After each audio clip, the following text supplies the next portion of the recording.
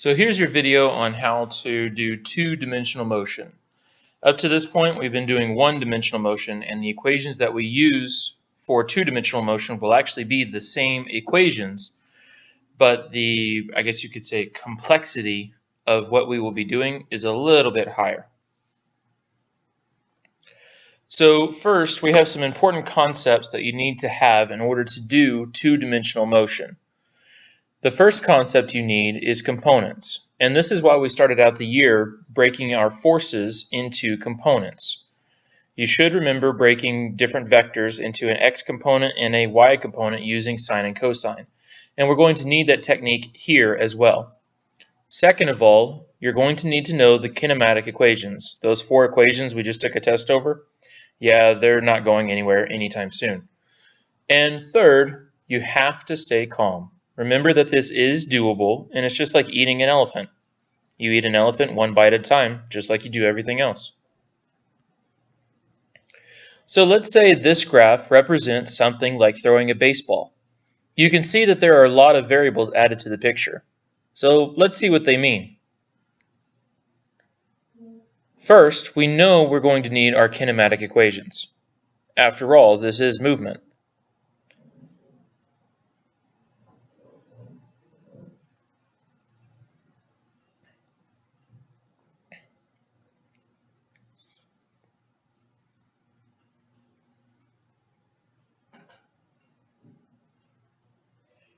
Notice that I've written the same equation twice, but the first uses x and the second uses y.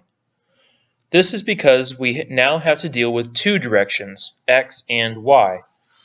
Since both equations have v0 and both equations have a, I need to add something extra to tell them apart.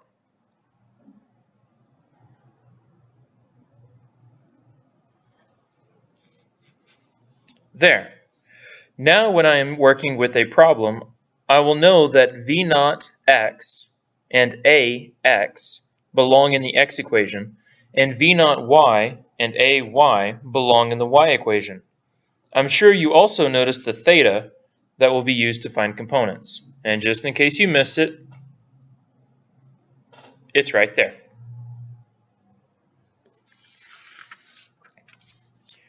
So say a cannonball is launched with an initial velocity of 50 meters per second at an angle of 25 degrees. How far does the cannonball go? And this is a typical type of problem in two-dimensional motion. Now remember that all physics solutions should start with a picture. There. And we need to label this picture with the important information. So my 25 degrees should show my angle, and my 50 meters per second should show my v0. Notice that the shape of the red dotted line is the actual path of the baseball, and that's going to be a parabola. And that our distance from beginning to end is going to be our distance x. Now to start the numbers. Let's start by separating the initial velocity into x and y components. And we're going to do this the same way that we started doing vectors at the beginning of the year, using cosine for x and sine for y.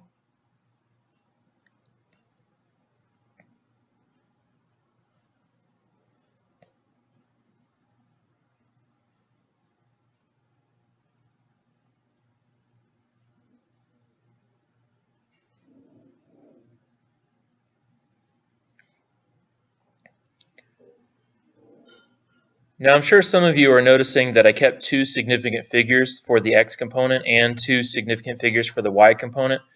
And this is because I'm considering the 50 to be two significant figures. And next time I'll make sure I put a decimal after that so it's obvious.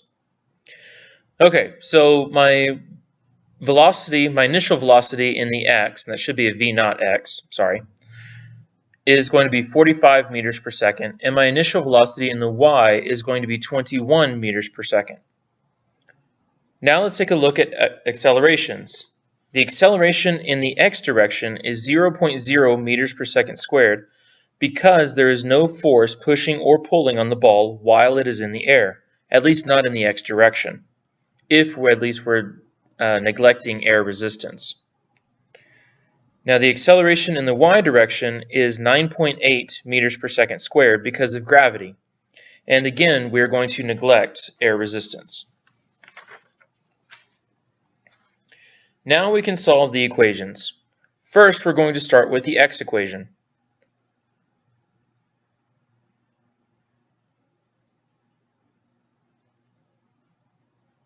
There we go. Now I'm going to plug in everything that I know so far.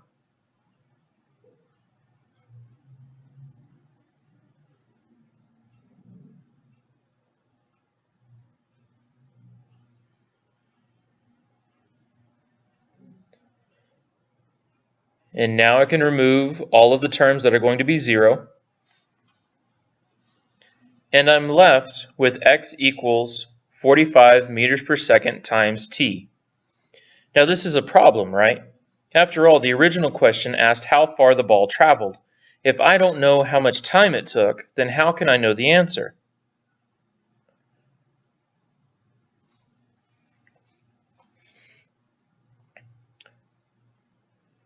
Well, that's why we're going to use the y equation.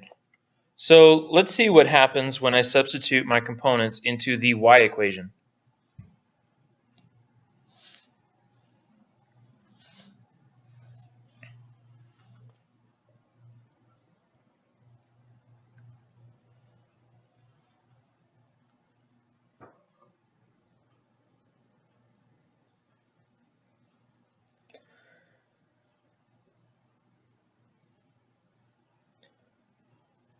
Since the starting and ending height are the same, if you remember from the drawing, I can say that we can use zeros for y and y naught.